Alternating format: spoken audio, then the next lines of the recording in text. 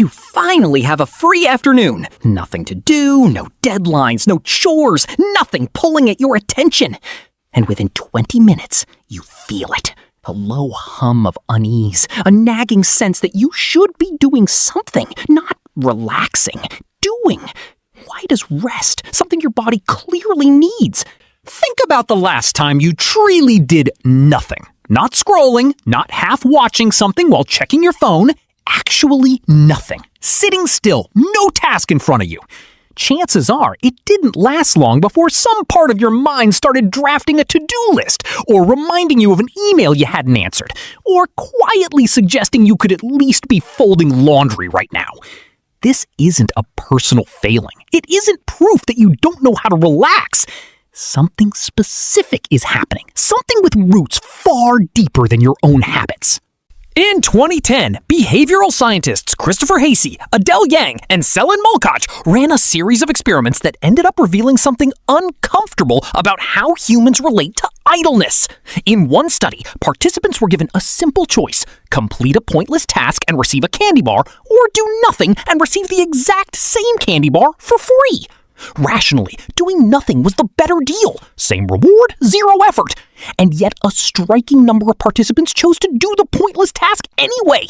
When asked why, many said that being busy, even uselessly busy, simply felt better than sitting idle, even when the idleness cost them nothing and gained them nothing less. The researchers called this idleness aversion, and it points to something important. Humans don't just tolerate busyness. Many of us actively seek it out, even when it serves no purpose, because idleness itself creates a kind of low-grade discomfort that busyness immediately relieves. But idleness aversion alone doesn't fully explain the specific flavor of guilt tied to rest. For that, you have to look further back to sociologist Max Weber, whose landmark work in the early 20th century examined the historical relationship between certain religious traditions and economic behavior. Weber described what he called the Protestant work ethic, the idea deeply embedded in parts of Western culture for centuries that hard work and productivity were signs of moral virtue, while idleness bordered on sin. Weber wasn't just describing a religious belief. He was documenting how a moral framework had become fused with economic behavior so thoroughly that the two became almost indistinguishable, shaping entire cultures' relationship with labor for generations afterward, long outliving the specific religious context that produced it. This matters because the guilt you feel resting on a Tuesday afternoon likely has almost nothing to do with your actual to-do list. It's an inherited moral framework, quietly insisting that your worth is measured by your output, whispering that stillness itself is a kind of failure. Here's where it gets stranger, though, because this framework isn't universal to human history. It's remarkably specific to certain economic and cultural moments.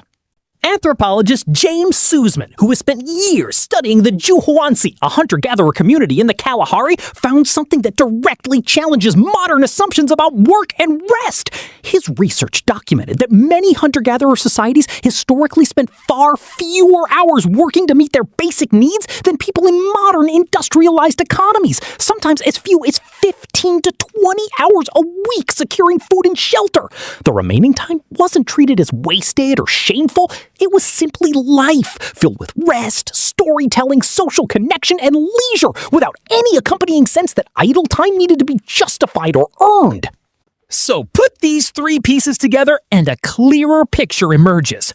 Idleness aversion means your brain finds unstructured stillness mildly uncomfortable on a basic behavioral level, regardless of culture. The Protestant work ethic means that discomfort got moralized, turning simple restlessness into a feeling of failure or worthlessness. And Suzman's anthropological research shows that this entire framework isn't some ancient survival necessity, but a specific historical development, one that arrived relatively recently and reshaped how billions of people relate to their own downtime. This explains why modern rest so often doesn't feel like rest at all. You lie down, and instead of your mind quieting, it starts producing a receipt of everything you should be doing instead. Not because your body doesn't need the rest, it desperately does, but because an inherited moral system is still running in the background, treating your stillness as evidence against your character rather than a basic biological requirement. Think about how this shows up in daily language. People don't just say they rested, they say they earned a break, as if leisure requires a receipt of prior suffering to be permissible. People apologize for taking vacation days. People feel the need to justify a lazy Sunday by mentioning how hard they worked all week first. None of this is really about time management. It's about an old moral ledger, still being checked long after the religious and economic conditions that created it have shifted into something else entirely. This doesn't mean productivity is bad or that structure has no value. It means the specific guilt riding along with rest, that hum of unease during your free afternoon, isn't a signal that you're doing something wrong. It's an inherited echo, mixing an old behavioral quirk about idleness with a centuries-old moral framework that decided stillness needed defending.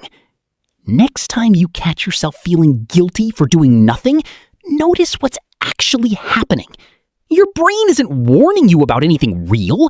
It's running old software built for a different economy, judging you against a moral standard you never actually agreed to. You finally have a free afternoon. Nothing to do. No deadlines, no chores, nothing pulling at your attention. And this time, instead of reaching for a task to justify the stillness, you let yourself simply sit there, undefended, exactly as you are.